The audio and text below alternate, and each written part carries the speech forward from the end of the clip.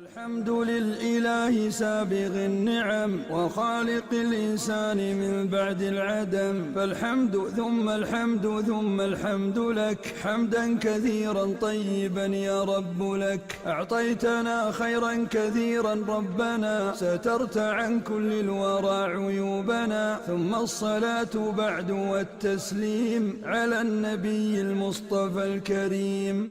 السلام على رسول الله وعلى آله وصحبه ومن والاه. أما بعد. Alhamdulillah, we've gathered here today, as you all know, to do a brief Hajj class. And this is obviously not the time or the place to give a detailed discussion, because that's something that will require many, many days of lecturing. And so what I'm going to do is just give a very brief overview and summary, and then open the floor for questions, because I'm sure for those of you who are going for Hajj, you have done the research that you need to.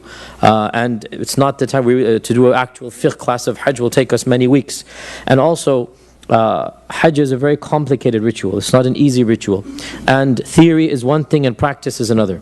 Theory is one thing and reality is another.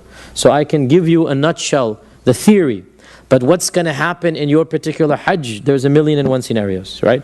Your bus was late, you missed this, you had to do that, you weren't able to walk here, the Rami was done at a different time. We cannot possibly cover all of the hypothetical scenarios that is going to happen. And therefore, the first piece of practical advice, and I'm going to give some practical advice, the first piece of practical advice, choose your religious authority from now. Who do you trust to ask for fatwa? Who are you going to ask when something goes wrong? Make sure you are confident in that person, because your Hajj is going to really depend on who you're going to ask for confusion. If you don't know what you're doing, you need to call up and you need to ask some fatwa. Have some authority that you trust. Some Hajj groups have a muallim. Most of them have some type of spiritual guide. Fact of the matter is, many of them are not, as you know, the state of the ummah, our religious clergy is sometimes not qualified to do what they're doing. So you need to make up your mind, who is the authority that you trust, and then stick with that authority. If you're happy with the guide that's with your package, alhamdulillah. If not, then find out somebody that you can contact. I'm not unfortunately going for Hajj, so I'm not the best person. I wish I could be your muallim, but I'm 2,000 miles away in Memphis. You might need something instantaneously answered. So find out, and believe me, there's plenty of people there. Generally speaking, it's not a problem. I would encourage you to also avail yourself to the fatwa booths. There are fatwa booths set up everywhere. Says questions, fatwas, and there are scholars there that are appointed by the government with translators in every language, Arabic, English, Urdu. Of course, they speak Arabic as a mother language. These are the people that are they're experienced, they know what they're talking about, and I would encourage you, if you cannot find anybody, to encourage yourself, avail yourself to that opportunity. So, inshallah, in a nutshell, we'll cover Hajj, and then we'll open the floor for questions, comments, and concerns. Hajj, as we all know, is the fifth pillar of Islam, and it is an obligation, and that's something that alhamdulillah all of you are familiar with. And it is the last obligation that Allah revealed of the arkan. It is the last of the 5 arkan, not just in order, but in chronological wujub. Allah revealed firstly the fast, the prayer, and then He revealed the fasting, and then He revealed the zakat, and then the final obligation that He revealed is the revelation of Hajj. And Hajj is obligatory with 2 conditions: physical capability and financial surplus. You need to be physically capable. If you're incapacitated, if you don't have a mahram, you're not physically capable of doing Hajj. You need to be physically capable, number 1. Number 2, you need to have the finances. And finances, again, it's a question of fiqh. How much finances do you need? The response is enough for you to do a Hajj that is comfortable for your socio-economic level. If you're middle class, then you expect to go on a middle class Hajj, right? And therefore you need to have in our times at least, what is the average, $4,000 or $5,000 or even more these days? 4,000, 5,000, 6,000. I mean, this is what it used to be. Even 10 years ago, it used to be 2,000. But prices are going up. So Allah does not require that you go like a beggar if you live a middle class life in America. It's understood that as a middle class person, you will go on a middle class package, so you need to save up for what is the equivalent of $5,000-6,000 dollars. If by that time you save up, the prices go up, you don't have to sacrifice and go on the bare bottom package, because this is, you're going at your level, right? Now if you're saving up for the luxury package and you're not capable or worthy of that, this is israf. This is israf. You know your level. you know what is reasonable for you, and you look at the package. If it's a 3-star hotel, which is a middle class, what we would expect, then this is the package you go for. If you are, mashallah, earning, mashallah, a lot of money and you expect to go in that package, then that's a different story, the 5-star package. Otherwise, for most Muslims, we go for the average Hajj route, which is around $5,000-6,000 in our times. Now, Hajj, there are 3 types of Hajj. And I'm only going to concentrate on the one that's the most common. The 3 types of Hajj are, number 1, tamattu'. Number 2, qiran. Number 3, ifrad. Once again, tamattu', qiran, and ifrad. What are these 3 types? It's how you combine umrah with Hajj. This is how the relationship comes. There are 3 logical possibilities. Number 1, you don't do umrah at all. And that's ifrad. Ifrad from fard, singular. There's no umrah, you just go for the Hajj. Number 2, you do umrah and Hajj in one ihram. You don't get out of ihram. And this is qiran. You have joined the 2. Qiran, you have joined the 2. Number 3, and this is the most common for foreigners who don't live in Saudi Arabia, and also it is the most rewarding. It is that you do a full Hajj and a full umrah with 2 ihrams. So you do the full Hajj and umrah with you get out of ihram in the middle. And this is the best because it is 2 acts in one. You do the umrah and then you do the Hajj. And this is what most people do because they're going only one time in their life. So they want to do the Hajj, they want to do the umrah, right? So once again, if you only do the Hajj, this is ifrad. And that's the quickest, shortest, easiest. It's also the cheapest because you don't have to pay the qurbani, right? Ifrad is singular, Hajj. That's what I said, right? I might have said that's number 3, but I'm saying ifrad is the term. Ifrad is singular Hajj, right? Another type of Hajj is qiran, which you've combined the 2 together. And in qiran, as we said, you do Hajj and Umrah in one ihram. You don't get out of ihram. And the most common type, and that's the type I'm going to be talking about, that's the type that the bulk of the world that goes out from abroad and comes from abroad does, is tamattu'. And tamattu' is also the most rewarding, and tamattu' is also the most actions in it, and that's why it's the most rewarding. And tamattu' is the full umrah, then you get out of umrah, and then you wait for the days of Hajj, and then you do the full Hajj. So tamattu' means enjoyment. It is called enjoyment because you enjoy getting out of ihram. There's a period of enjoyment because in ihram you cannot cut your nails, shave your hair, enjoy your wife, etc. Out of ihram, all of this is permissible. So tamattu' means you did the umrah, then you got out of ihram. You finished, khalas, now you're done. Now you have 5 days, 1 week, 10 days, however many days. For some people, that can even be 1 month, 2 months. They're in the state of enjoyment. If they come in Shawwal and they come after Ramadan, they're going to wait all the way till Dhul Qa'dah, Dhul Hijjah, until they do it. So, of course, for us in America, we cannot have that luxury. It's only 5 days, 2 days, 1 day. But tamattu' means you enjoy in the middle. And that's why it's called tamattu'. So, we're going to talk about tamattu'. We're not going to do the other 2. If you're doing the other 2, then come to me later or speak to me afterwards. But we're going to talk about tamattu' because that's what 90% of the world does. And that is what they should do if it's the first Hajj they're going for. The first thing that we need to understand is that Hajj must occur at a particular place, in a particular time, and a particular state of ihram. Place, time, and spiritual state are all important. Not like salah, you can pray anywhere. Not like dua, you can do it in any state. Hajj is a particular place. It has to be in Makkah, Mina, Muzdalifah, Arafat. Understood. Has to be at a particular time, right? And for the Hajj acts, it must be on the 8th, 9th, 10th, 11th, 12th of Dhul Hijjah. You cannot do it on any other day. And it must be in a particular state, and that state is called Ihram, right? So Hajj is a very specific act. Particular place, time, and state. So, what is the Ihram? The Ihram is a state in which you declare certain things that are halal, you declare them haram, and that's why it's called Ihram. You have made certain things that are otherwise halal, you have made them haram upon yourself. And so the ihram is a sacred state that you enter and you declare in front of Allah, I am doing Hajj, so I'm entering the state of ihram. Now where is the ihram entered into? It is entered into in the mawaqit or the miqat.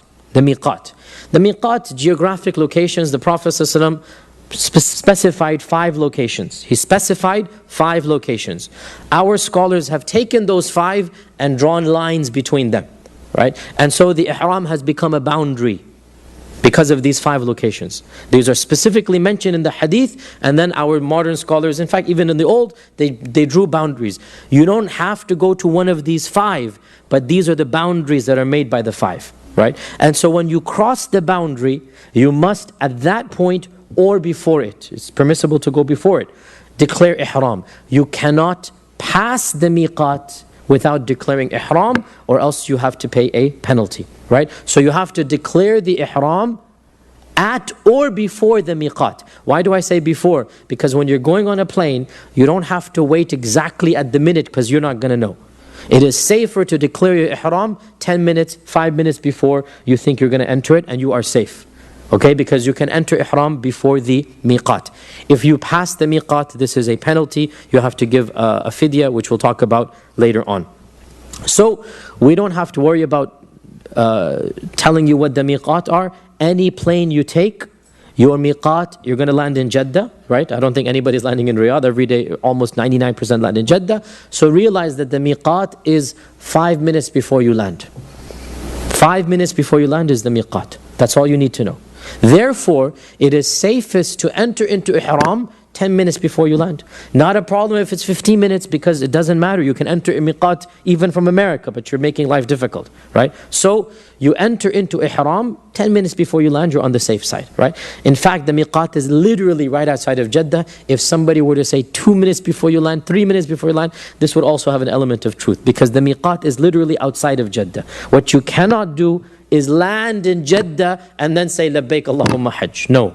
Now you're in trouble and you have to pay a penalty. You cannot wait for the plane to land. You have to enter the miqat and declare the talbiyah before the state of before you land in Jeddah. Now,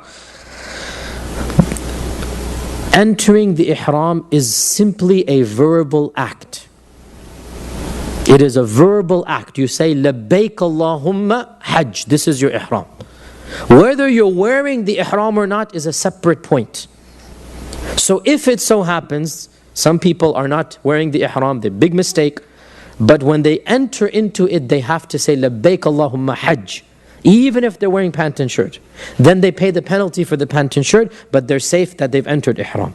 Right? Please don't get confused. Ihram is not the garment you're wearing. Ihram is the declaration, Labbaik Allahumma Hajj. Right? Or labbaik Allahumma labbaik, whatever. You're saying labbaik. Or you can even say nawaitu hajjan. Or you can say in English, my niyyah is for hajj. But you need to say something to enter into ihram. And that is said before the miqat.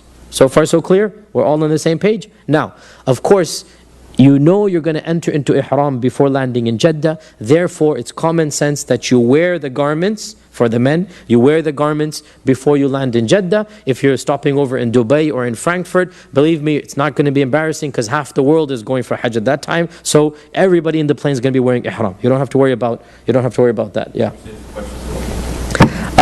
You know what? Go ahead, ask the questions now. Not a problem. The question was, if you actually like you make ihram and you're not wearing the ihram, what's the fidya? So if you make the ihram while you're not wearing ihram, the fidya is the same as cutting your hair off or wearing clothes, and that is to fast 3 days, or to feed 6 people, or to give a sacrifice, and we'll talk about that in a while, right? So the fidya is relatively trivial. Whereas if you were to not enter ihram, now you're in big trouble. And you have to go back, that's the best thing to do, or you have to give a badana or a camel or something, or a sacrifice. Do we have to specifically say that with the Hajj? No, you don't have to mention what type of Hajj, and you're allowed to change your mind within the Hajj. Ali ibn Abi Talib shows his intelligence. When he did the labbaik, he didn't know how the Prophet was doing Hajj. So he said what type of Hajj, he didn't know. So he said, Labbaik Allahumma upon the Hajj of the Prophet, whatever that is. Very smart. However the Prophet was doing, that's my Hajj. Because he was coming from Yemen and the Prophet was coming from Medina. And so it doesn't matter. Even if you change your mind. from ifrad to tamattu, you change your mind before you begin, not a problem. Because once you've entered, it's just like nafil prayer, not fard, nafil prayer. If you wanted to pray 2 rakat for one reason, and then you change your mind in the middle for nafil, it's allowed. Not for fard, it's not allowed. So for hajj, whatever you do, it's permissible within that framework. Yes? You have to verbalize the niyyah.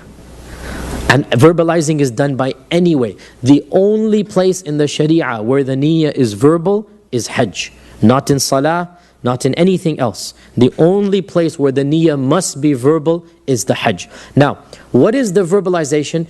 It is any expression that signifies hajj. You can say in English, "Oh Allah, I am doing the hajj." This is your niyyah. You can say labbaik Allahumma labbaik, this is your niyyah. You can say labbaik Allahumma hajj, labbaik Allahumma tamattu', anything, but you have to say it. Now, I wouldn't worry too much because the whole plane is going to be eagerly looking at their watch and this and that, so you're with a group. So I wouldn't worry too much about you forgetting. The entire plane is a hajj plane and everybody's waiting and people are going to be doing it from the beginning all the way to Jeddah. Don't worry about that, inshallah ta'ala. Plus you have a time frame. Like I said, I would do it 15 minutes before the plane lands. Even if you did it 3 minutes before the plane lands, and the pilot will make an announcement. Almost all airplanes, will make an announcement that we are going to pass the miqat in 2 minutes or something like this. So when they make this announcement, and even if they don't, 10 minutes before they land, you should say something. If you don't verbalize, you haven't made the niyyah. And therefore there's the penalty if you land in Jeddah. Okay? Now, so if you're landing in Medina, then you're safe because Medina is outside of Ihram. But in America, I don't know if planes don't go. There are a few. Okay, it's rare. From what I remember, American groups, almost all of them, they go to Jeddah first. Some groups from Egypt and from Jordan, there's direct flights to Medina. Our packages to Jordan. Aha, Jordan, exactly. Yeah. So if it's Jordan and then they're going to Medina, then you're not entering Ihram anyway, because Medina is outside of the miqat, right? So if you're not entering the ihram, then you don't have to worry about this. Then you're going to enter ihram from Medina when the bus leaves. They're going to stop at the place of ihram, and then you're going to enter the ihram there. Now, what is prohibited in ihram? 9 things. 9 things are prohibited in ihram. We'll go over them one by one. Number 1, cutting or shaving the hair. Cutting or shaving the hair. I have to point out here that a lot of people make Islam more difficult than it is. And so if you're going to trust me in what I say. If you're not, then go trust the person that you're going to trust for Islamic fatwas. But if you're coming here to this class, I'm assuming you're going to trust me. Please understand that a lot of the books and a lot of the people out there, they make our religion more difficult, and it's not that difficult. I mean, I don't know how to say. I have done Hajj, alhamdulillah, more than 10 times. I have studied these rulings inside out. And what I'm teaching you is basically the fatwa you're going to hear from those fatwa boxes and booths. This is the mainstream fatwa of those who are doing Hajj every year, and they're more familiar with it. You know, when you're far away and you've never done Hajj, it's easier to make things more difficult even as a scholar. And this is what we found many of the scholars did. That they've never done Hajj, and because they don't understand, they don't visualize, they might make things more difficult. Those who do Hajj regularly and they understand the evidences make it a little bit easier. So, what do I mean by all of this? What is prohibited is to intentionally pluck your hair, or to trim it, or to shave it. If your hair accidentally falls off, you didn't do it. Don't worry about it. Right? Also, it is not haram to comb your hair. It is not. There's no prohibition against combing. The prohibition is against shaving, plucking, trimming. So it is understood, especially when you're older in your years, such as myself these days, when you comb your hair, something's going to fall. Right? That didn't happen 10 years ago with me. Now it is happening. Okay? This does not constitute plucking the hair, because your intention was to comb. And it is permitted for men and for women to comb. I said it is permitted. It's not encouraged, but it is allowed. There's no penalty if when you comb your hair, some hair falls off. Similarly, there's no penalty if you wake up and your pillow has some hair fallen down. You didn't do it. It's nothing at all. If you were intentionally did it, this is where you need to pay the fidya. So we'll get to the fidya. Number 1, we said shaving, trimming, cutting the hair. Number 2, cutting the nails. Once again, intentionally cutting the nails. If, and this happens to me all the time, your nail scrapes against something and it bends, right? Because you're in the state of ihram for a week, your nails are going to grow. If they're going to grow, it's going to chip away. Again, even if it's chipped away and it's painful to you or it's awkward, you may break the chip without breaking the whole nail. Right? Do you understand this point? Little bit of nail. You didn't intend to break the nail. There is no fidya.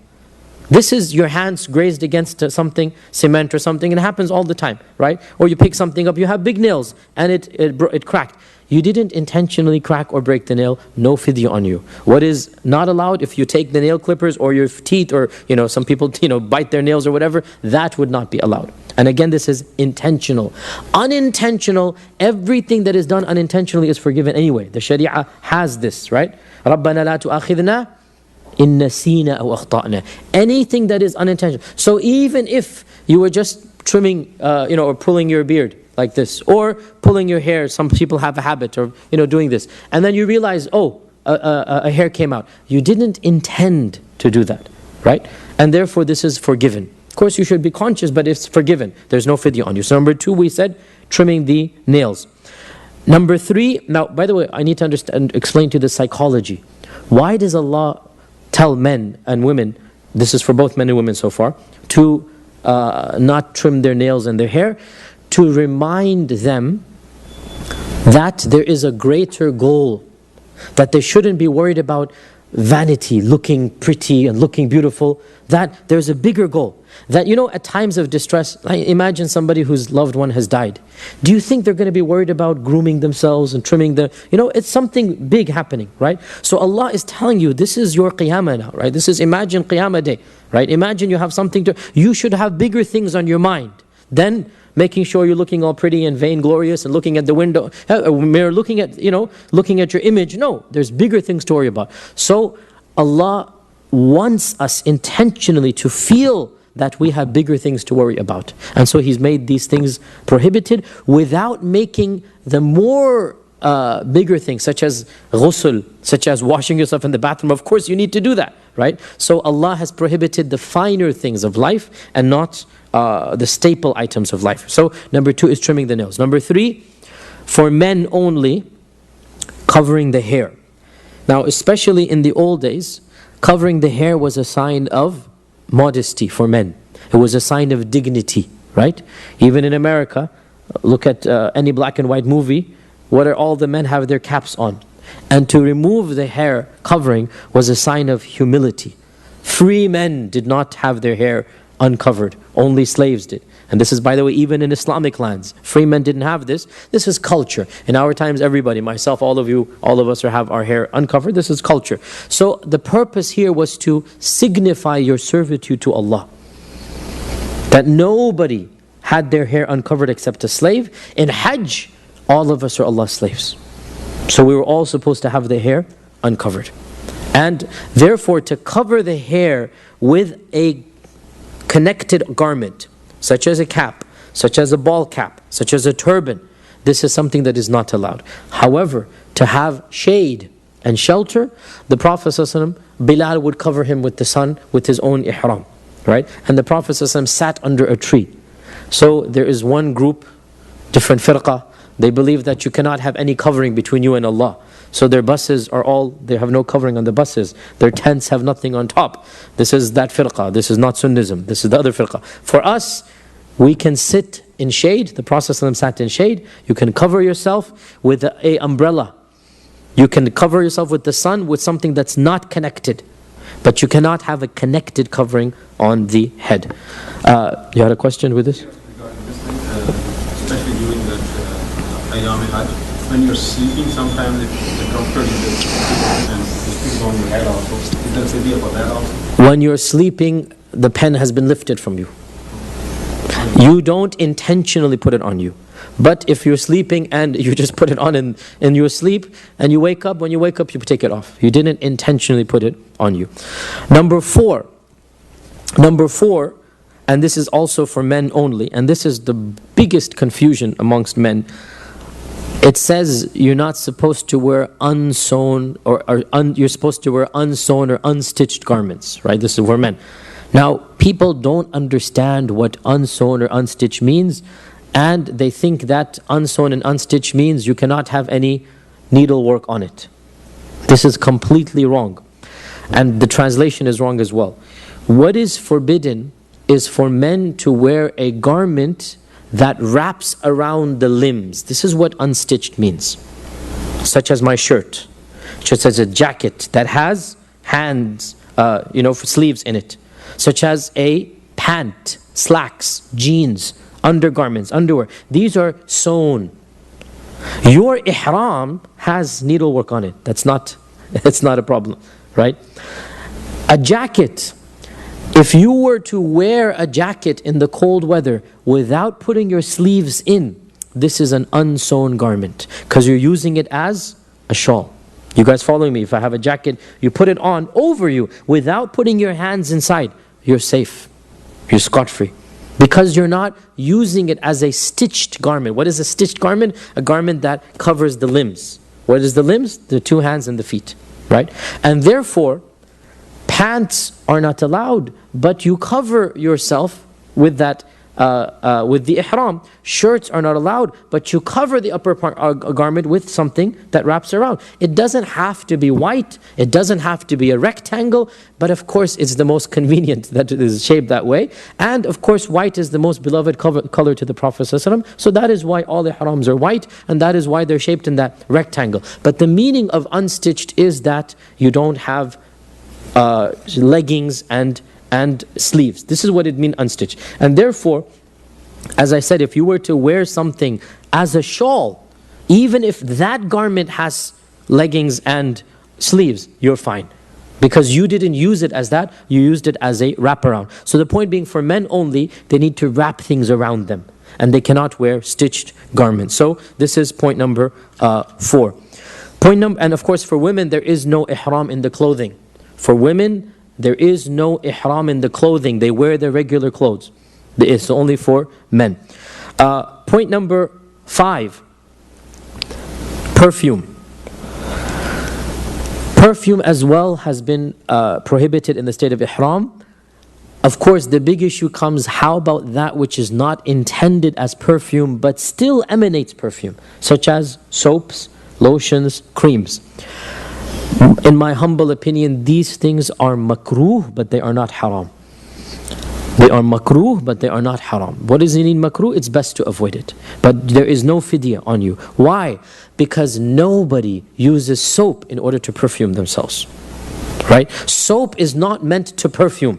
So it is not a perfume even if it has some perfume scent in it. You see the difference? Right? Similarly, creams and lotions that are used for dry skin, my suggestion and advice, and this is what I do when I go for Hajj, you buy the unscented versions. You get unscented soap and you get unscented lotions. Right? So to be on the safe side, get that. But in and of itself, to use regular lotions and creams, now there are those that are extra scented, so obviously this is a gray area here, you're getting more and more to the haram, right? But the average Jergens lotion, hand lotion, right? It has a scent, but it is not scented. Do you see the difference, right? That's completely permissible. There's no scent, there's no perfume coming from it. Perfumed lotions are makruh. Don't use them. But nonetheless, they are not a fidya, because if you wanted to use perfume, you'd put some cologne, you'd put some itr, and that is what is haram. Soap as well, there's a scent that comes from it, but it is not, you don't use soap to perfume yourself. You guys understand this point here, right? So, bottom line, avoid it, but most likely when you go to the bathroom or when you go, you're going to find perfume soap over there, right? You go ahead and use it. It's not going to cause you a fidya. It's best that you have your own, but somebody's going to take yours, you're going to drop yours, it's going to go missing, so you go there, there's going to be perfume. Likewise, your skin's going to crack, you finished your own unscented lotion, you might have to use somebody else's regular lotion which has a little bit of perfume in it, there's no fidya on you. There's no fidya if you use that, but make sure in your personal belongings you have unscented version. This is number 6. Number 5. Number 6, yes, go ahead. Toothpaste is not at all makruh, because that is ingested or put in the mouth. You don't stop eating scented food. Biryani is halal, alhamdulillah, throughout Hajj, right? Spicy salan is not a problem, even though I wouldn't advise you for Hajj. Very dangerous, but it's not a problem, okay? So toothpaste, not at all, not even makruh, because that's going inside and using that. Not at all an issue, because that's not perfume once again, and it's going inside. We're getting there. We're getting there. It's not a problem at all, but we're getting there. Point number 6, nothing we have to worry about from America, hunting. None of us hunts when we go for Hajj. We don't even hunt in America, so we don't have to worry about that. Hunting is also haram. Point number 7, inshallah, again, we don't have to worry about from America. 7, 8, 9 all have to do with marriage. Point number 7 is getting married. Inshallah, nobody goes to Mecca in the state of Ihram to get married, so we don't have to worry about that. If you do fall in love, then wait till you get out of Ihram and then marry. Otherwise, just be patient. 1 week, that's all you have to do. Okay, alhamdulillah. Falling in love in Ihram is not a problem. Getting married in Ihram is a problem. But you should have bigger points in mind. Point number 7. Point number 8 is foreplay with your spouse. And by foreplay, we mean kissing, petting, all of this type of stuff. We have to be very explicit. I have to excuse me for that, but this is necessary. What we mean is touching your wife with passion. Touching your wife to save her from the crowd is wajib. There's no fidya at all, okay? Touching your wife in order to guard her as all the people are pushing and shoving, this is being a man. There's no fidya at all. Touching your wife is halal, but touching with passion becomes mahdhur, or becomes what is prohibited, right? We all know the difference. We don't have to go into detail for this regard. So holding your wife's hand in order that she doesn't get lost is something that you should do as a couple in Hajj. Holding your hand to be romantic is not something you should do in the state of Ihram. This is a common sense differentiation between the two. So this is point number 7. Point number 8, sorry. Point number 9 is actual intercourse, and that is separate from 8, because 8 you can get out of and you pay the fidya for. 9, your Hajj has been null and void. If you get to that level, it's null and void. And to be honest, that's not anything you have to worry about, because there is no privacy at all during Hajj. Men are all together with men, women are together with women. So in the 10 years I've done Hajj, nobody has come to me with this problem, because it's not even possible. Even if you go in the superstar packages, generally there's men in the room and the women in the room, so they don't have to worry about this. So alhamdulillah. Otherwise, just for your fiqh knowledge, this, if you do it in the state of Ihram, this is null and void. Your Hajj is null and void. You have to repeat Hajj next year. Big problem, big issue. Just make sure that that doesn't happen. Be patient until you come back out of the state of Ihram. These are the 9 mahdhurat, or the 9 issues of Ihram. Now, 1 point, footwear. Again, this is for men only. For women, there is no Ihram guidelines for clothing. They wear whatever they need to wear. There's the same jilbab, hijab, shalwar kameez, whatever they're wearing regularly, they wear in Hajj. There's no clothing requirements or issues. For our sisters from America, for those who are extra conservative, the issue of the glove and the niqab is something they need to discuss, but I don't see anybody wearing that over here, so we don't have to worry about that. Otherwise, the glove and the niqab should not be worn by a woman as a separate garment. Yes, you have a question? You don't? Yes. Oh, I thought you were raising your hand. Okay. For men, footwear. The Prophet ﷺ said that whoever has sandals should wear them and should not wear shoes. But whoever has shoes, then they are forgiven. In one earlier version of the hadith, or earlier Hajj, it is said that the Prophet ﷺ told them to cut off the tops of the shoes so that's below the ankles. Right? There's a big ikhtilaf. If you have shoes, must you cut them off below the ankles? We don't have to worry about the issue, because we're going to purchase footwear that we're going to use for Hajj. So, what is a legitimate footwear for the men? Obviously, for women, there's no issue. They wear their shoes and whatnot. For men, what is a legitimate issue? Again, there's a lot of ikhtilaf. We're going to find details. The bottom line, anything that you would call a sandal is permissible. And anything that you would call a shoe generally is not permissible. Right? So don't wear Nikes, don't wear a shoe. Just wear something that is a sandal. Now obviously there's a gray area and a fine line. Some sandals are almost shoes, I understand that. Use your better judgment, right? And one thing that as a practical and personal note, do not purchase brand new sandals for Hajj. It's making the biggest mistake possible. Use the ones that are the most worn out. Why? Because those are the ones you're used to, you're comfortable in, right? Don't buy spanking brand new because that's going to make you blisters and so. No, you don't want that. I speak from experience. You want the ones that are the most worn out and the ones you're the most comfortable in, right? And therefore, if you don't have any, buy them from now and wear them on a daily basis so that you get used to them without socks. Because you need to wear the sandals without socks, because you cannot cover your feet. You cannot have the socks, because that is a sewn garment. Can we close the door? Maybe so the kids are playing in the outside. That is a sewn garment, so you cannot have a sock, right? Therefore, purchase sandals that you're going to wear without socks and get used to those sandals. That is the best thing to do. You have a question with this? For sandals, is there a restriction if they are like a closed sandal from the backside or you have that? There's not a problem having it closed from the back. As long as a strap from the back is still a sandal. It's not a shoe. A strap that is in the back is still a sandal, it's not a shoe. Right? I myself, the sandals that I wear for Hajj, they are athlete sandals. So, you're supposed to be running in them and stuff now. But they are crisscrossed, so that's not fully covered. And then there's a strap at the back. So the bulk of the foot is exposed, and there's a strap at the back, and there's not a problem at all to wear that. So these are the 9 mahdurat, or the 9 issues of ihram. Now, the bulk of the problem that occurs is with regards to trimming and cutting nails and the putting on of the perfume and all of this, the trivial stuff as we call it. For these things, if you need to do them intentionally, then do them. You are not sinful. And then pay the fidya. What do I mean by this? One of the Sahaba had heavy hair. And in the state of ihram, while walking to Mecca, he got infested with lice. And lice is a problem.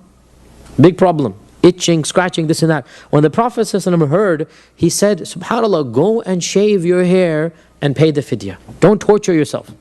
If there is a medical reason that you need to do one of the... So for example, you are freezing cold. You are sick and you need a jacket. And putting it on you is not helping you, right? Go ahead and put the jacket on. This is for men. For women, of course, they wear the jacket anyway, not a problem. For men, go ahead and put the jacket on. If you have a fever, you have a flu, you need to be protected from the cold, right? Go ahead and do it, and then pay the fidya. There's no sin on you, right? Similarly, any issues of shaving and trimming or whatnot, if you have to do it for medical reasons, there's no sin. What if you did it not for medical reasons, but for any other issue? In this case, comfort, let's say. In this case, you are sinful and you pay the fidya.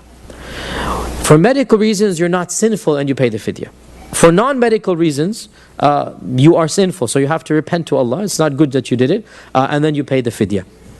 So there's a fine line between comfort and medical. So for example, if you have a blister and you need to wear a shoe rather than your now what defines a blister that is really painful? And this goes back to your better judgment. The bottom line, if you think that this is something that is a type of medical, not a darura is too big of a word, a medical expediency, it makes life easier for you for medical reasons, then you should do it.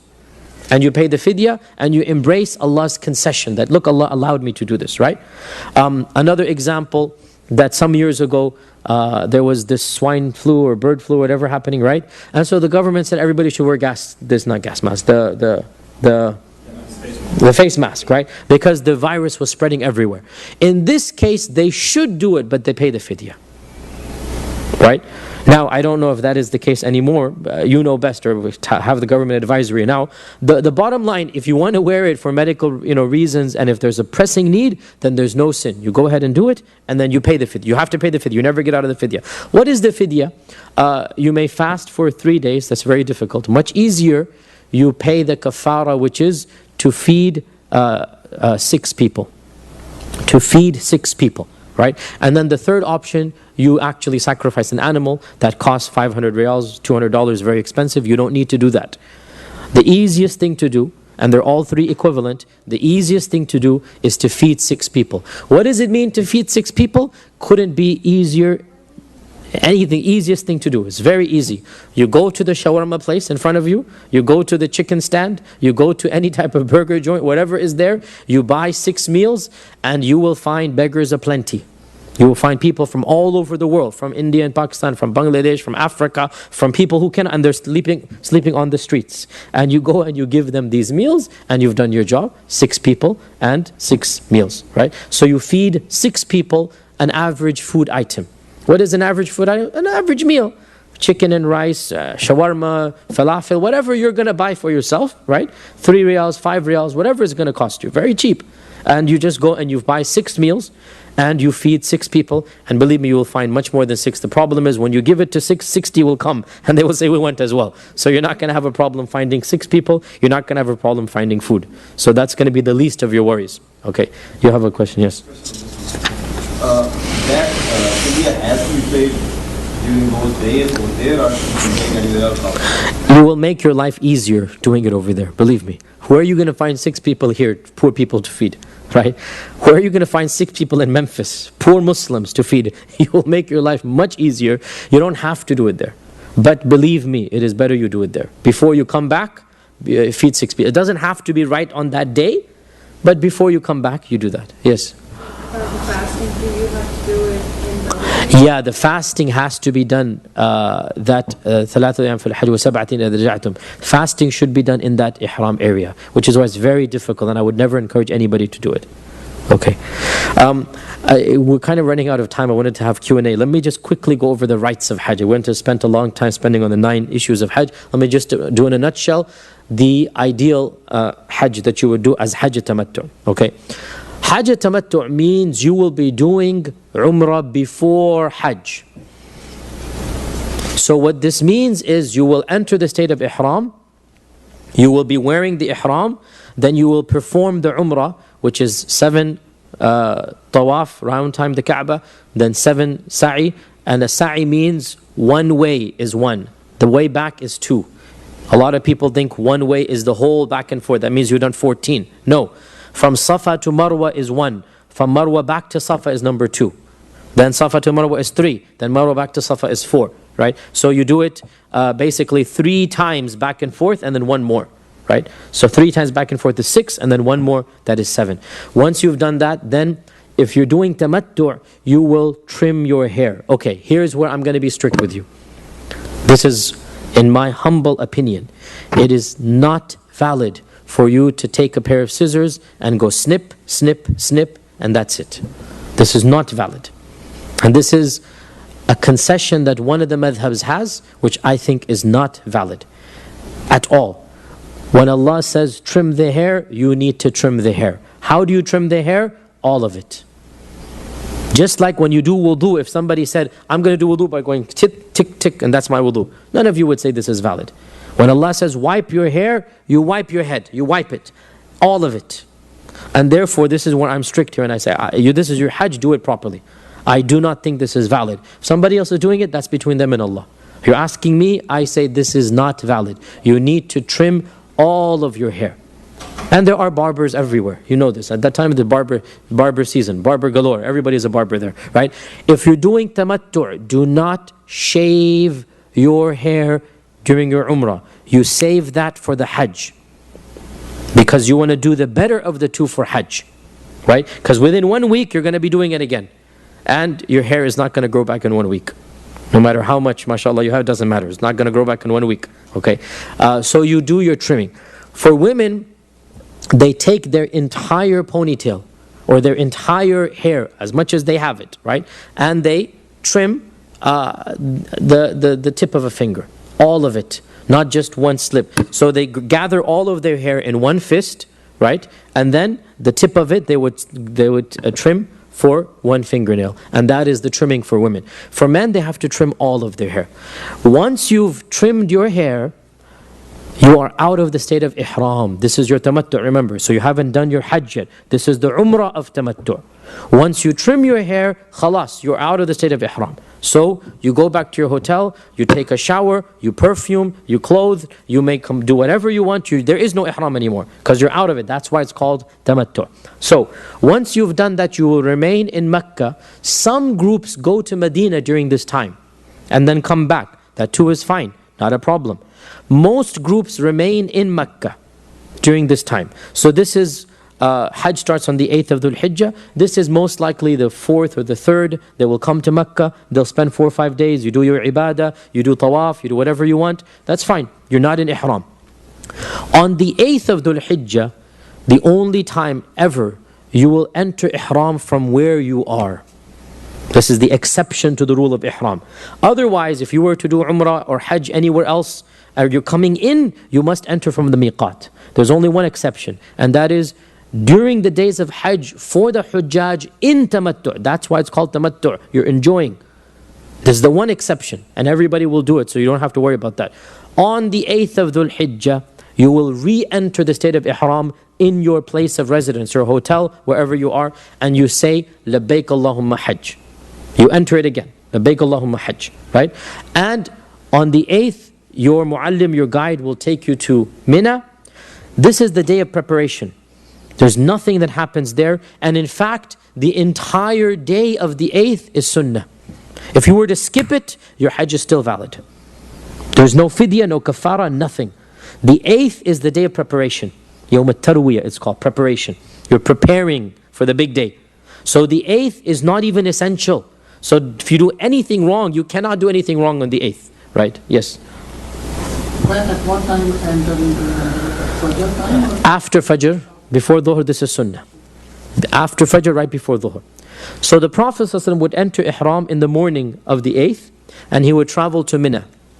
In Mina, you pray Dhuhr, Asr, Maghrib, Isha, and the next Fajr. So now we're on the 9th.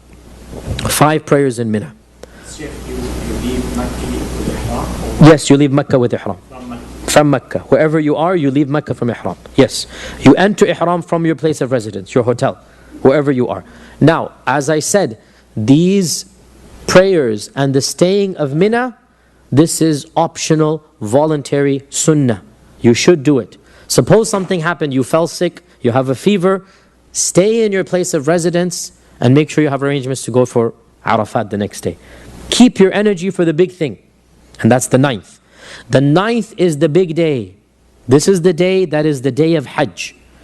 The Prophet said, Al-Hajju Arafah. Simple Arabic. Al-Hajju Arafah. Simple equation. The whole Hajj is around Arafah. So keep your energy for the 9th day. This is what you need to do, right? On the morning of the 9th, most of you will be in Mina. In fact, everyone should be in Mina, but if it so happens you're not a problem. You make your way to Arafat. And on Arafat, on the 9th, you should aim to get there before Dhuhr. If you get there after Dhuhr, not a problem. But the sunnah is to get there before Dhuhr. And on the day of Arafah, you will pray Dhuhr and Asr shortened and combined. In Mina, they will be shortened but not combined. You pray 2 for Dhuhr and Asr, but they'll be at the regular timing. But in Arafat, you pray shortened and combined. Why? Because to show you that on the day of Arafah, there's something even more important than praying at its proper time. And that is dua. So, Hajj Arafah, this is what you've come for.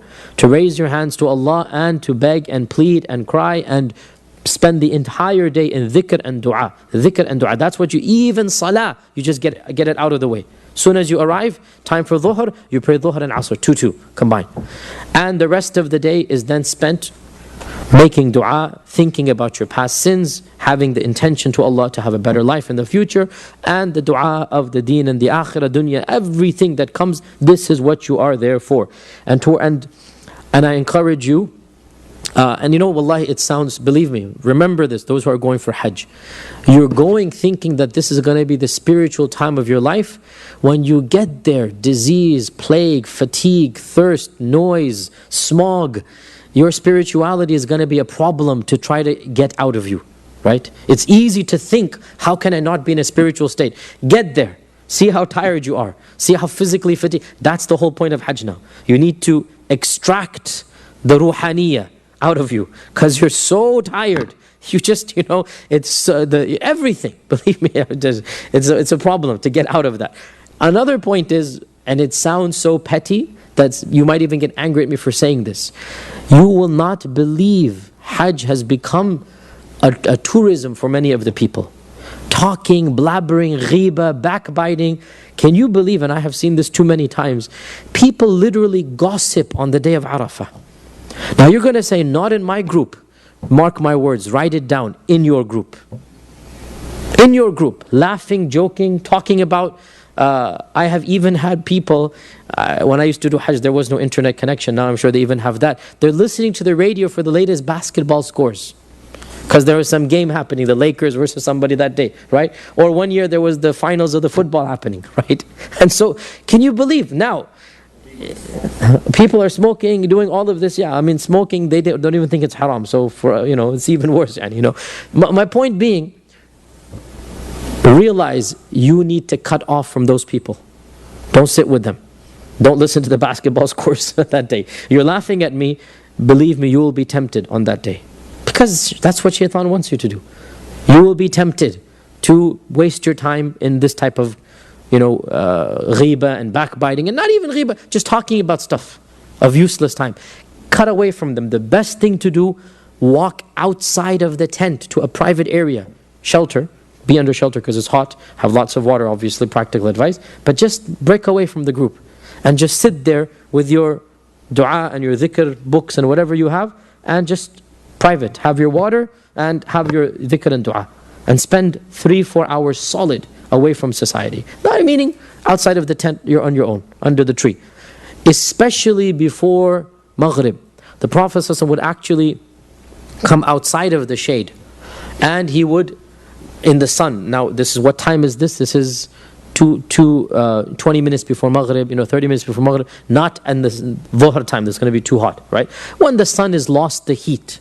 The process would literally go into the sun, out of the shade. Don't do it at 3 o'clock. Do it at 6, 7 o'clock. Whenever is Maghrib, 20 minutes before. So around 6 o'clock these days would be. The Prophet would go out into the sun and raise his hands up to Allah Azza wa Jal directly. And hands all the way up, making dua. And you'll see a lot of people doing this in your group as well. That's the time to do it, right towards the end. You're not allowed to leave Arafat before Maghrib. And you cannot, because the gates are closed anyway. So there's not even an issue. Even if you tried to, the police would stop you. You're not allowed to leave Arafat before Maghrib. After Maghrib, the gates open up. For most of you, you're going to be sitting in your cars for 3, 4, 5, 6 hours because there's going to be traffic jams, right? And this is very frustrating. But that's what you got to do. The gates are open, but you are 5 miles behind the gates, right? And the buses are all stacked up and lined up for 5, 6, 7 miles. Sometimes I have even waited until 11 o'clock before the bus moves. And Maghrib is at 6:30, right? So for 4 hours, 5 hours, you're sitting in that smog. And that's the worst, one of the worst parts of Hajj really is that time. Because it's just so much, all the buses and all the people, bathroom is a problem, this is a problem. It's just chaotic at that time. Right? And this is a part of the Hajj experience. I wouldn't advise you to walk it at that point in time. Unless you're a group of young men. Then it's permissible or it's good. Otherwise, it's just not the time. You want to walk it, do it the next stage, which I'll tell you. From Arafat, you will go to Muzdalifah. Muzdalifah is an open plain. There are no tents, there's no hotel. Unless you're a guest of the king, you have a palace up on the mountain. Otherwise, you're all in the open. Muzdalifah is the most disorienting time of Hajj. The most chaotic. It's only 6 hours. Because you'll get there 11, 12 o'clock. Maybe even 1, 2 o'clock. That's really rare. Usually you'll get there by 11 o'clock, right? What is there? Wherever the bus is able to find parking. That's where it is. Where do you sleep? Wherever your bus has parked, you just sleep right outside over there. That's the most difficult time of Hajj. And bathrooms are the worst. Let me get to the bathrooms in a while, but Allahumma musta'an. That is the most difficult time. Some practical advice before I forget. This is the time when the bulk of the Hujjaj who are going to get lost. If it's destined for you to get lost, 90% of the time it will be on this night. Why? Because you wake up and you see 3 million people sleeping out in the open, right? And you see in the distance, perhaps half a mile away, the bathroom. So you're like, khalas, straight line from me to the bathroom. Okay? Sure, it's a straight line. When you get out after 2 hours, when you get out, you look and the whole world looks the same to you. Completely. And you're like, hold on, I remember so clear. So this is the most difficult time, right? You need to be very careful about where you're going from. Look at your signs, look at your bearings, everything. Use your common sense. Mountains, poles, bridges, whatever you see. Make sure every while you're walking to the bathroom, look behind you and look at the area. See, when I come back, what am I going to see? Make sure you look at it, all right? Another problem is you might be using a bus as your guidepost, this red colored bus. You come out, there is no red colored bus because it's left. Don't use buses. Okay, use permanent structures. Okay, use something that you can see. And it is very problematic, definitely. There's no question. Long lines, 40, 50 minutes is common for the bathroom. And that's why it will come to practical advice. Eat little. Eat little. It's going to be easier for you in every sense, right? Of course, drink. You have to drink. Hydration is very essential. In Muzdalifah, there's a common myth that you have to get the stones. This is a myth. You can get the stones from anywhere. However, it's convenient to get them from Muzdalifah because Muzdalifah is a stony area. But I get them usually on the 8th day when I'm in Mina. That's when I get them. Get that out of the way. The Prophet ﷺ did not tell us where to get the stones from. We don't even know where he got them from. We don't know where he got them from. So this is a common myth that you should get them from Muzdalifah. No. You can get them from your backyard in Memphis and go with them if you want. Not a problem. As I said, I've done, alhamdulillah, more than 10 Hajj. My methodology was to get them on the 8th day of Dhul Hijjah in Mina. Because that would get one thing out of the way. So I wouldn't have to worry about it. And the point of advice, have a nice pouch for the stones, right? Plastic bag or some type of pouch. I mean, you don't have to buy a fancy leather pouch, but if you want to, then go ahead and buy a fancy leather pouch. But have something to put the stones in, right? How many stones do you need? Do the math. On the 10th, you're going to need 7. On the 11th and 12th and 13th, you'll need 21 each. So 21 times 3 is? 63. Plus 7?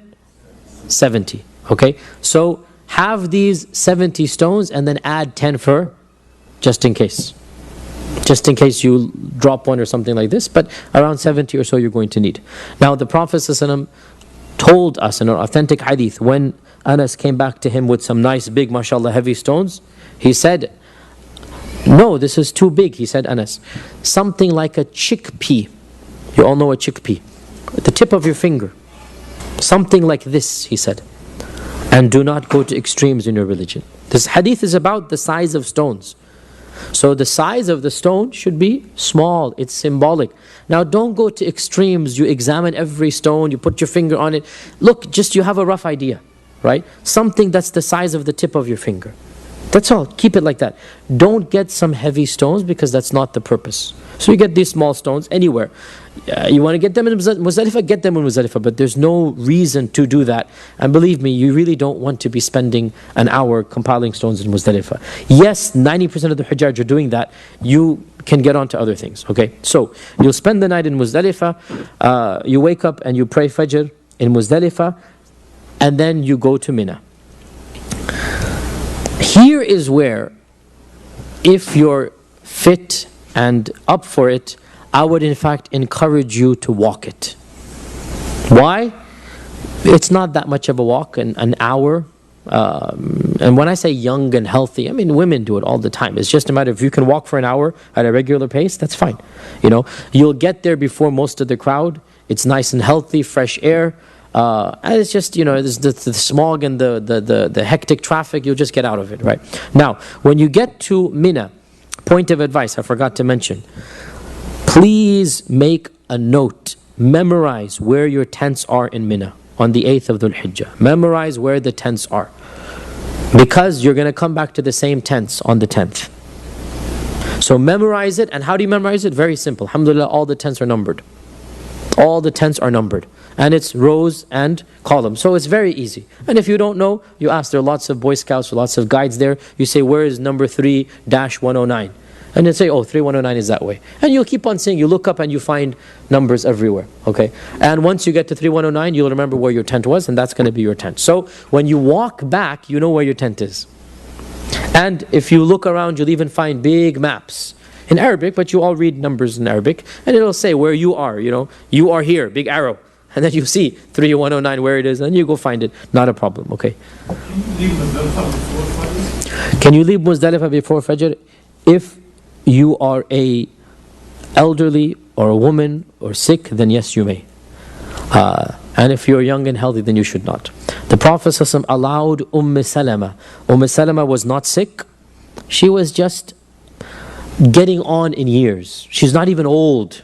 She's the Prophet's wife, ﷺ, right? He allowed Salama to leave Muzdalifah after midnight. And he allowed Ibn Abbas, who was a young boy, to accompany the women because he was with the women. So it is permitted without any fidyah, without any problem, for the elderly. So if you have a parent with you and you're taking care of the parent, leave early, right? If you have your wife who's pregnant, let's say, right, then leave early. Otherwise, if you're young and healthy, so Aisha didn't do that, Salama did, right? The other wives didn't do that, one of them only. Out of all the Prophet's wives, only Salama. Why? Because she was the slowest in walking, and she was the one a little bit elderly. Again, she wasn't old. She's not like in the equivalent of a wheelchair, but she wants to avoid the crowd. So even the slightest excuse, if you have a slight fever, go ahead, not a problem. From this we derive, even the slightest legitimate excuse, you may leave before Fajr, after midnight. So you spend some time in Muzdalifah, and then you move on to Mina. We're getting there now. So now this is on the 9th and the night of the 9th. Remaining in Muzdalifah for some period is wajib. You must remain there. If you don't, you have to pay a penalty. And the penalty is the kafara, or the sacrifice of another animal. Now, on the 10th,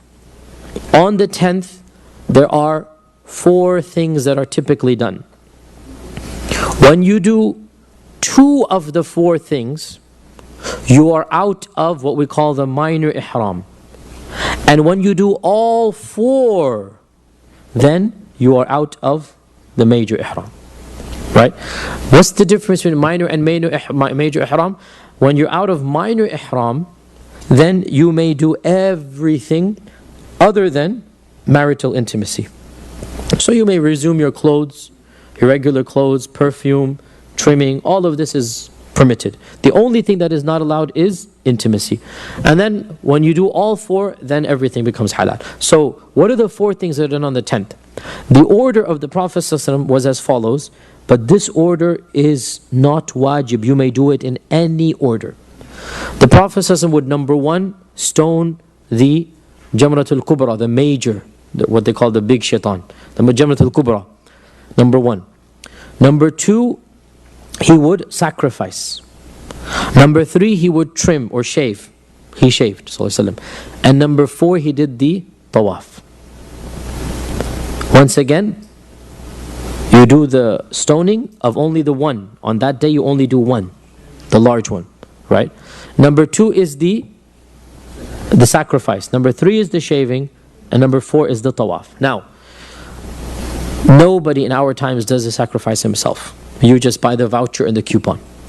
So you don't have to worry about that. You assume your sacrifice is done. Therefore, if the sacrifice is done, that leaves 3 things. Therefore, when you do one of the 3, you are out of minor ihram, right? Now, on this day, you're going to hear lots of different fatwa. You trust me, this is what I say. 2 of the 4. Some people say 1 of the 4. Some people say 3 of the 4. This is an ikhtilaf. Is it 1 of the 4, 2 of the 4, or 3 of the 4? Right? In my humble opinion, you do 2 of the 4, and this is what the majority say. This is what the scholar that I'm also following. Everybody, the majority say 2 of the 4.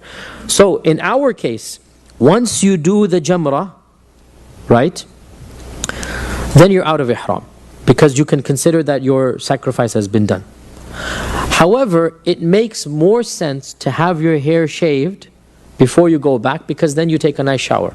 Just logistically speaking, right? Simple logistics. Your hair is going to be shaved, you're going to be feeling dirty, there's going to be some nicks and bruises and cuts, and not going to pain. Don't worry, it looks worse than it feels, okay? Don't worry about it. And mashallah, everybody becomes a barber on that day. That's the problem, but everybody becomes a barber on that day. But after the stoning, you will find lots of people there. Please note, 90% of them are trimming. You don't want them. You want those who are shaving. 90, if not 95%, are using clippers, right? Shears, like they use on sheep. It's the same thing.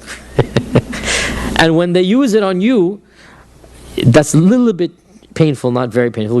But what happens is they're not shaving, they're trimming. And so you have half an inch or something of a hair left on your head. And to me that's so nonsensical, because neither is it a regular trim such that you come back to work the next day normally, right? Nor is it a shave that you get the reward of the shave. You see what I'm saying? Because you want the reward of the shaving, because that's triple reward versus trimming.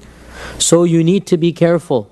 90, if not 95%, and you need to search for somebody who's shaving.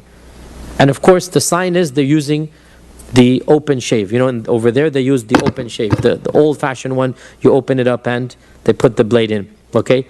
That's the old-fashioned one. Point of advice, make sure your guy uses a fresh blade for you.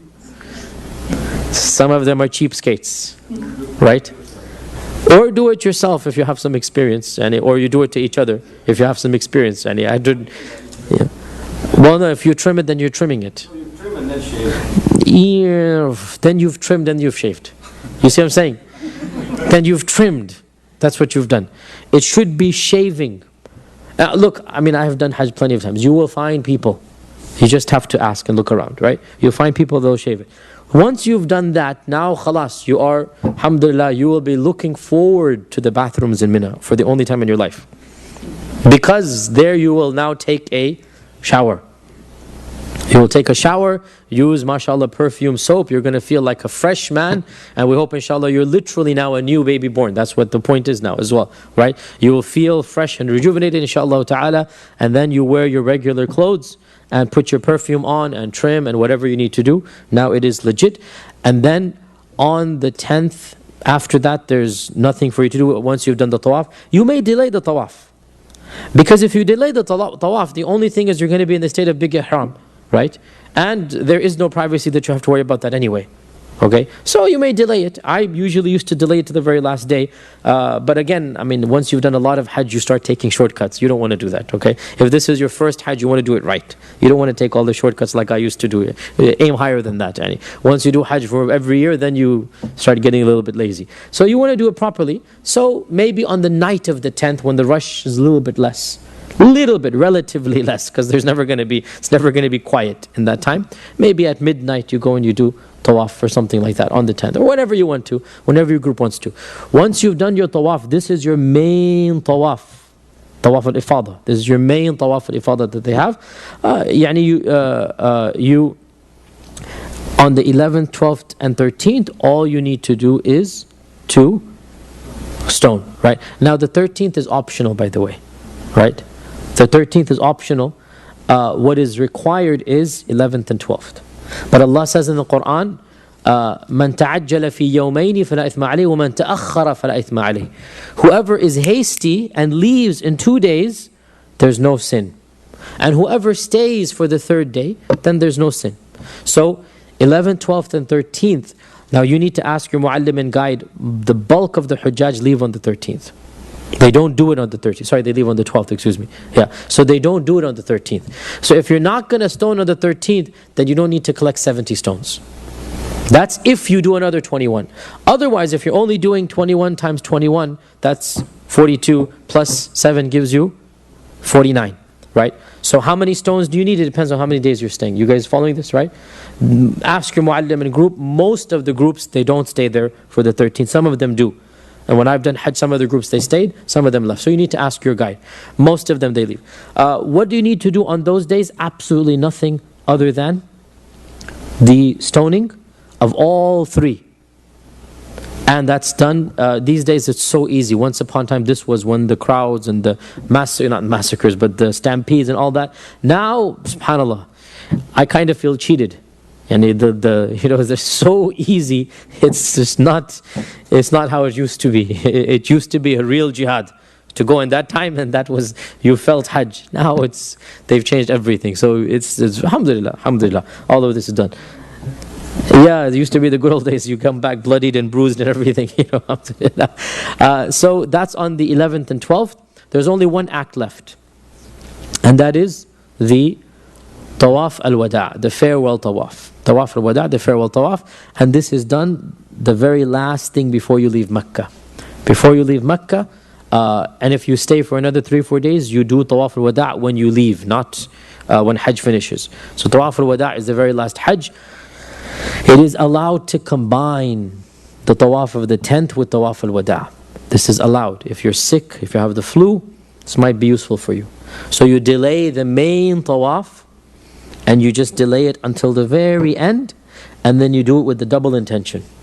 Just like when you enter the masjid, you have 2 rakat of dhuhr sunnah to pray, and then you have tahiyatul masjid to pray. You say, khalas, let me pray 2 rakat with both intention. Right? It's jaiz. So you can combine the 2 intentions. If this is your first and only Hajj, I wouldn't suggest that.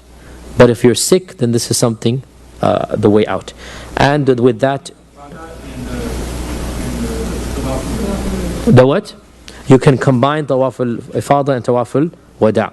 Now, the only issue that remains here is what are the arkan and what are the wajibat of Hajj and what are the sunan. Unfortunately, I don't have time to get into this, the detailed chart, and this will take us many days. Realize that the arkan of Hajj, and what is a rukun? If you don't do it, there is no Hajj. Okay? The arkan of Hajj are very simple. And alhamdulillah, there's really no problem.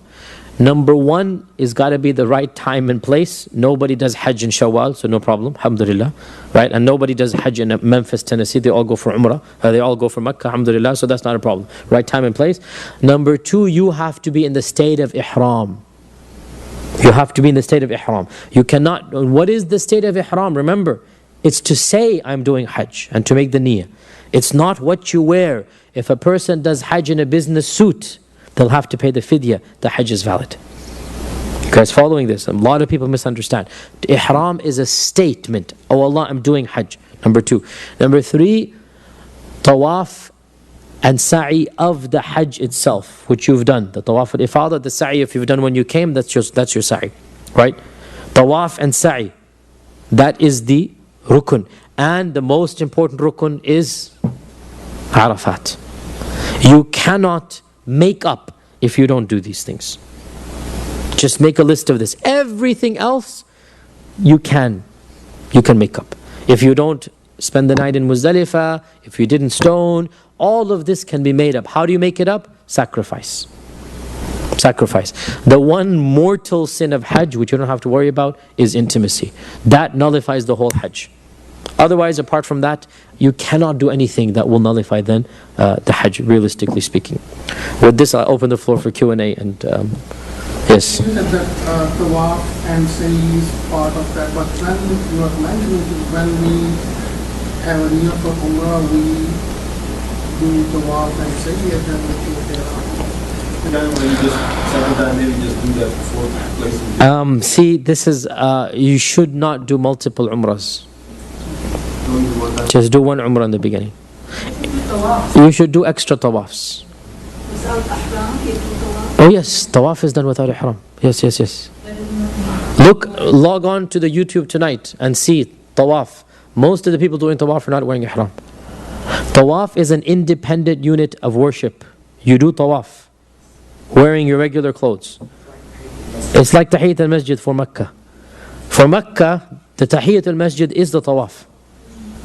So, and of course you cannot do it every time you enter because it's too busy. But if you come in the non-peak season, 3 months later, 5 months later you go, you do as many tawafs as you want. Okay, yes. So, getting back to Mina, you must be there in Mina on the 10th and 11th. You, Some people come come back to Makkah and stay there. Yeah, so this is where we get into the ikhtilaf of what is the minimum amount of staying in Mina. You don't have to stay in Mina during the day. You just have to do the stoning. So nobody says you have to stay in Mina during the day. Once you've done your stoning, you can go to Mecca and sit there for 5 hours. Ikhtilaf comes when you come back, what is the minimal quantity you need to stay in Mina? And here's where you're splitting hairs here. If you stay the bulk of the night, which means from Maghrib till midnight, you're safe inshallah. So you stay more than half the night in Mina. Most of you will have your tents in Mina, so you don't have to worry about this issue. Some groups have fancy hotels in a place called Aziziyah, which is outside of Mina. Right? This is the rare. Most groups, they stay in Mina. You don't have to worry about it. For those who have hotels in Aziziyah, the issue comes, I had a number of Hajj packages like this. We would literally go to Mina in our buses and sit there for 5 hours and then come back. You don't feel like Hajj. You're copping out. This is a trick out. It's not good. Stay in Mina like the Prophet did is better. Yeah, but it is wrong if somebody is outside in Aziziyah from Maghrib to Maghrib. Oh yes, this is wrong. You've missed Mina. And then you need to pay a fidya for that. Yes. Yes. So if you have a hotel in Aziziyah and you just go take a shower, Then not a problem. You need to spend the bulk of the night in Mina. Right? If you want to go to Aziziyah in the daytime, it's not even makruh. You can spend the whole day in the hotel. That's not a problem. Because what is required is you spend the night in Mina. That's what's required. So if you spend the whole day in Aziziyah in the air-conditioned hotel, not a problem. if you have the coupons for those, there's no worry that if the slaughter actually happens after you break them. There's no way you can find out. There's no way. So the scholars say you assume your qurbani has been done. Because in fact, the fact of the matter is the qurbani will continue for 5 days after Hajj. They have to sacrifice 30 million sheep and goat. It is statistically, humanly impossible to sacrifice that many, at one location, So don't worry about it. Assume yours has been done, and Allah knows, Other questions? Yes. I've heard that some groups actually take Hajj from Makkah to Arafat on the night of I've had a friend actually. So the question is taking the Hujjaj on the night of the 8th. There's nothing wrong with that per se, but they've given up the sunnah. Right? As I said, the 8th, all of it is optional. If you cancel the 8th, and on the morning you go to Arafat, you're fine. So if they go to Arafat the night before, they don't have to even pay fidya. There's no kafara, nothing. Because the 8th is preparation. Tahiyyah, it's not the real Hajj. I just missed one point, but when you do your sacrifice, that's your minor ihram is finished. Yes. So when you do all 4 of them, your major ihram is also finished, or you still have to wait for the next 2 days also? No, then you're finished. Your major ihram is finished. So once you've done the tawaf, basically, in the tamattu' case, right? Because the tawaf is what you delay. All the rest you do right then and there at Mina. Once you do the tawaf al-ifada, then you're out of everything. Other questions? Yes, go ahead.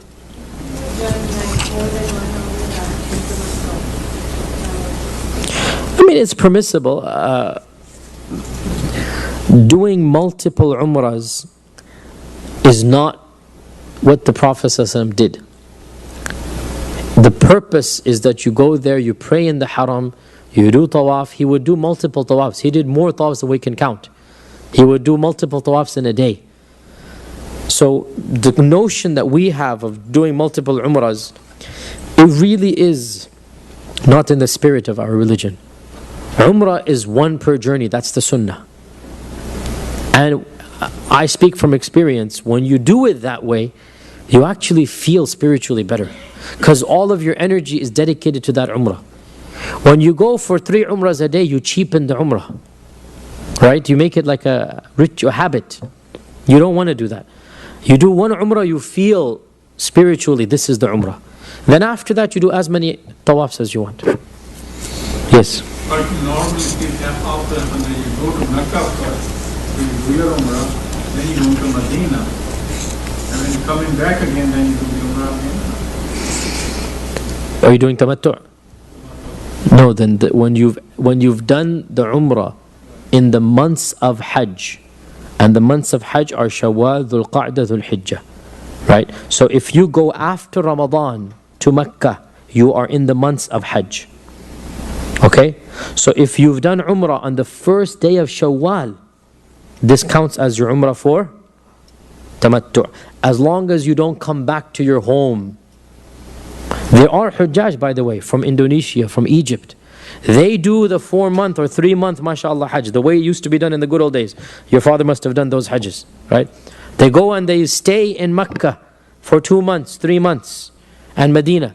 So if they do it in that way, if they were to arrive on the 1st of Shawwal in Mecca, that is their Umrah for Hajj.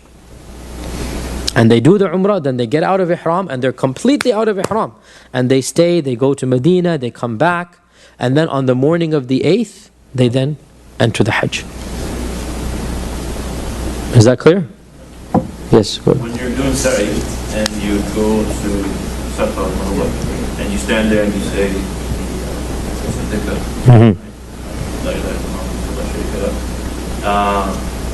you do that 3 times, right? 3 times, and in between them you make your own du'as. Yes. So you make dua in between them, not say it 3 times. No.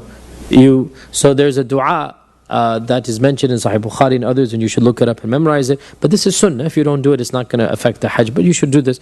There's a dua that the Prophet would make facing the Kaaba on Safa and on Marwa.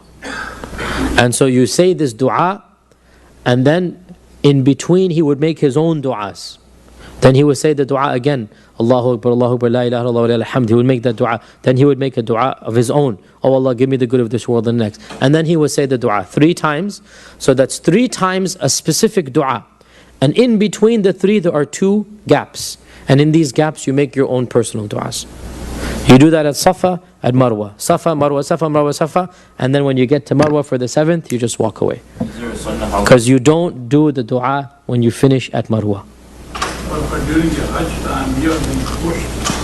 You can't stand there. Which is why I said theory is one thing and practice is another. However you do it is fine. Yes, life is more important than this. Assalamu alaikum. So when you finish at Marwa, you just do the dua 3 times? No, you don't even do anything, because you've done them 7 times. The dua is done before you begin, not when you end. You understand me? Think about it. From the Kaaba, you're going to go to Safa, right? And when you're at Safa, you make your first dua. Then you start walking, number 1. Then you get there, dua number 2. Number 3, 4, 5, 6. When you start your 7th, you make the dua. When you finish the 7th, you're done. What is the ritual when you finish the 7th? Cutting the hair. You don't make the dua at the 7th. Okay? Yes? What if people don't have to say the Niyyah words before Miqat? Say something You are worried about this issue. I'm telling you, you shouldn't be worried about it. It's not going to happen. Especially because you're so worried about it. Then you'll remember to do it. I forgot to say verbally. Until you landed in Jeddah. No, even if you said it right before landing, you're fine. But nonetheless, if you forget to enter, because, mashallah, you want to be perfect, I would say you should hire a cab and go to the miqat, drive 30-minute distance, not that difficult. It's going to cost you $20-30, not a big deal. You tell the driver you want to go outside the closest miqat, so he'll drive there, and then you enter miqat and you come back in. This is going to be the best for you. If you're with the package, which you're going to be, and you don't know how you're going to get there, this and that, in this case you need to pay the penalty of entering the ihram after the miqat. And the penalty is another sacrifice, which is $200, $300. You pay the penalty, the fidya. Okay, yes? Is it sunnah to make the dua when putting on your ihram when you go on 8 in Afghanistan habits, like to make the intention while you're doing it? Is it, or just if you think? No, because that in habis and habis, that's when you're outside of Mecca and you don't know if you're going to get to Mecca. Right? Once you're in Mecca, I mean, you are there, so it would not be in accordance with the sunnah. But if you were to make the condition, then you are scot-free. If you miss tawaf al-wada' but you have done tawaf al-ifada, if you are a woman whose monthly cycle has started, Because the bus was late, and we have to leave with a group to go to Medina, and the bus coming from Mina was extremely late. When we got the bus, they said there is no time for you to finish the walk without. We missed it. yeah, so if you miss it but you've done ifada, then your arkan have been done. But you should pay a fidya, a sacrifice, a hadi for that, because that is a wajib that has been left. But it is excused for women in their monthly cycle. It's excused, they don't have to pay the fidya. But in your case, no, it's not excused. So you should pay a hadi for that. A few more minutes left, yes. When you make the tawaf al-wada', I mean, is this the time literally your bag should be packed ready to go as soon as you get done? Or is it like still something? So realistically, when you make tawaf al-wada', it's not in your control. And the driver will tell you, for example, be ready at 4 o'clock for the tawaf. Finish, right? And you'll probably finish, because you're a mashallah young man, you'll probably finish by 2:30. Because he's going to time it according to the most elderly person in the group, correct? Right? So you're going to start with everybody else, and you should. You don't want to delay it because you don't know what's going to happen. And you're going to finish by 2:30. You're like, well, now what do I do? You're going to go and sit. You're going to get a shawarma to eat. You're going to get a drink, because it's beyond your control.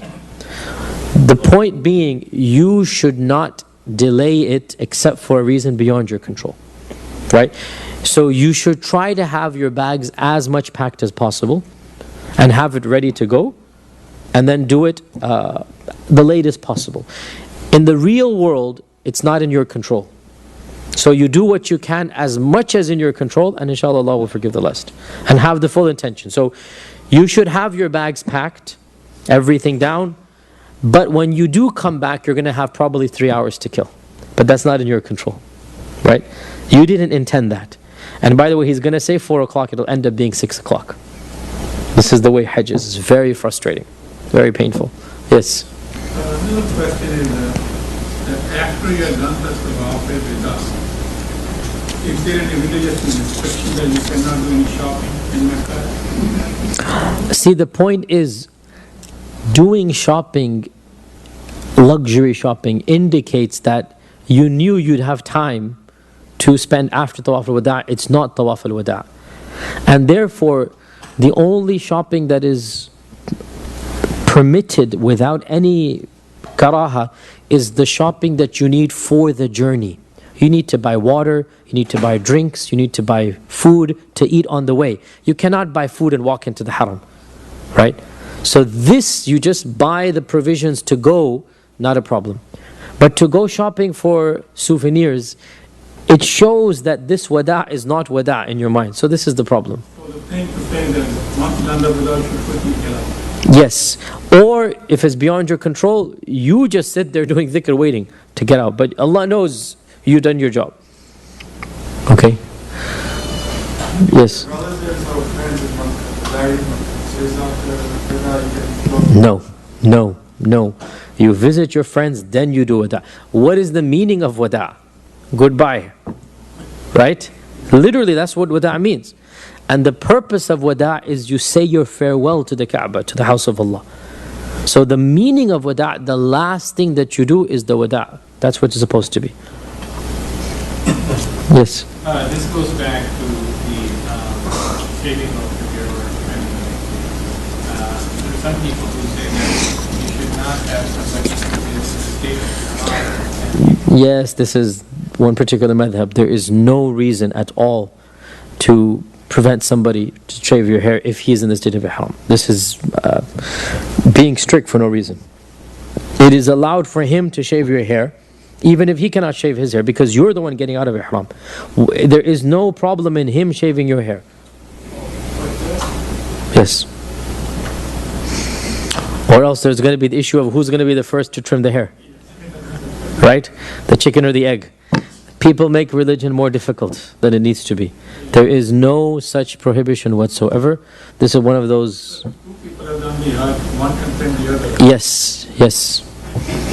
Not a problem. Final question. Going once, going. You talked about finishing 40 prayers in Medina after Hajj. Is that required or? So there's a weak tradition, in fact very weak tradition, that says that whoever prays 40 prayers in my masjid with takbirat al-ihram, my shafa'a will be wajib for him. It's not an authentic tradition. At the same time, what's wrong with it? You want to pray 40 prayers there, then alhamdulillah. If there is not enough time. It is not a requirement of Hajj at all. It's not a requirement of Hajj. And therefore, if you do it, it's good because you're praying 40 prayers in Medina, alhamdulillah, extra reward. If you don't, then there's no problem at all in doing that. It's not even sunnah in my opinion. The hadith is so weak that it doesn't even if it were slightly weak, we say, okay, khalas, bismillah. But the hadith is close to being fabricated. Nonetheless, what's wrong with praying 8 days straight in the haram? Nothing's wrong with that. So, not a problem. Inshallah.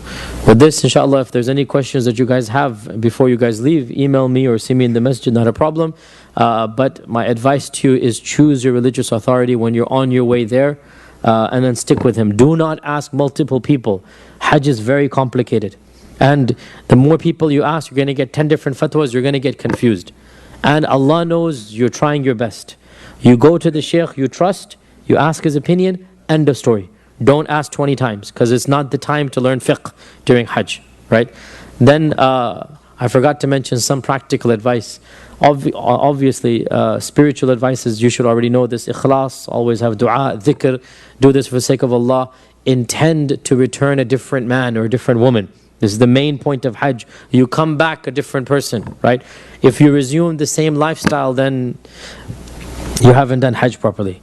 That's the whole point. Hajj is means to be a changing point in your life, right? You come back a different person. If you're not praying 5 times a day, you need to start praying. If you're praying 5 times, you start praying the sunnah. If you're praying the sunnah, start praying the nafil. Extra Quran, extra. There's got to be that commitment. I'm going to be a better person. That's the whole point of Hajj. The spiritual stuff aside, practical stuff. Number 1, always have money in you, with you, all the time. Always have cash, right? Reasonable amount, at least 100 riyals. You don't need that much. Number 2, always know where you are, wherever you are. Mina, Muzdalifah, Arafat, take a bearing. See where your bus is. Memorize it. Number 3, do not leave the group unless you have to.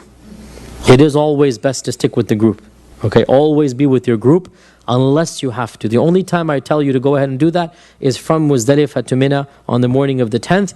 It's actually easier to leave the group and meet up with your group in your tents, because you know where your tents are, right? It's the only time where, if you're young and mashallah you have an hour to walk, go ahead.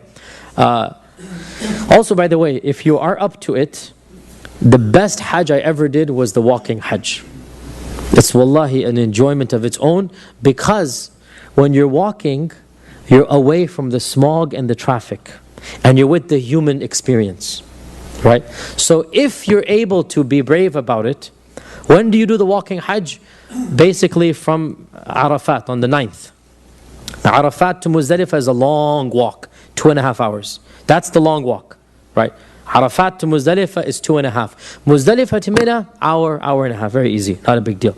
So if you want to do that stretch, believe me, you will enjoy it much more, because the walking Hajj, as soon as the sun sets, khalas, you put your backpack, right? Your water's with you. Another practical advice, always have water. Always have water. Drink plenty of water. Do not get dehydrated, right? You have your backpack with you. Food is everywhere. There's people with shawarma, falafel, ice cream. Excellent. You have beautiful memories. No smog. That's the best part of the walking Hajj, because there's a special road for the walking pilgrims, right? No traffic, no buses. To me, the worst thing of Hajj, number 1, the bathrooms. La hawla la quwwata illa billah. Right? Number 2, the smog. I cannot stand the smog of those buses. It used to get me nauseous and sick. I hated it. Right? If you have to, as I said, you wear it and you give the fidya. But the mask doesn't protect you fully. You still get the smog. Which is why my best Hajj was the walking Hajj. On the day of Arafah, you just have the backpack. You're ready, you're up for it, you're enthused. Yalla, bismillah. You start walking. You're never going to get lost because everybody's heading in one direction. You're not going to get lost that day. So you walk, when you get to Muzdalifah, you're all alone. You don't have to worry about the bus. You find your place, you have your sleeping bag, right? You have your sleeping bag with you, you have your inflatable pillow, you have your water canister. Khalas, bismillah, you have a light dinner packed. You have your dinner, you go to sleep, you wake up, and then you work your way to Muzdalifah, to Mina, excuse me. And that's really beautiful. If you can't do that, at least do the Muzdalifah to Mina walking, if you're able to. And if not, then yalla, bismillah, stick with the group. Muzdalifah and Mina, there's a very nice walk, very wide and nice. Even between Arafat and Muzdalifah. Believe me, you're not going to regret it. If you're able to walk an hour and a half, you're not going to regret it. From Muzdalifah to Mina, there's a huge walkway, shaded, there's no sun at all, you have no problems, water everywhere. As I said, you even get ice cream. Not a problem. It's a nice experience, and you see I like ice cream a lot. So nice experience, not a problem, inshallah, with this. Even if you're in ihram, you can eat flavored ice cream. Yes, not a problem. Alhamdulillah. And of course, the final point, please remember, all of us, especially your teachers who have taught you about Hajj, the Muslim Ummah, please remember them on the day of Arafah is the day when dua is accepted. Have extra sincere dua for everybody, and inshallah may Allah accept your Hajj, and may Allah allow us as well to do plenty of Hajjs in our lifetimes. Jazakumullah khair, wassalamu alaikum wa rahmatullahi wa barakatuh. عليك الله يا خير الورى تعداد حبات الرمال وأكثرا صلى عليك الله ما غيث هما فوق السهول وبالجبال وبالقرى فوق السهول وبالجبال وبالقرى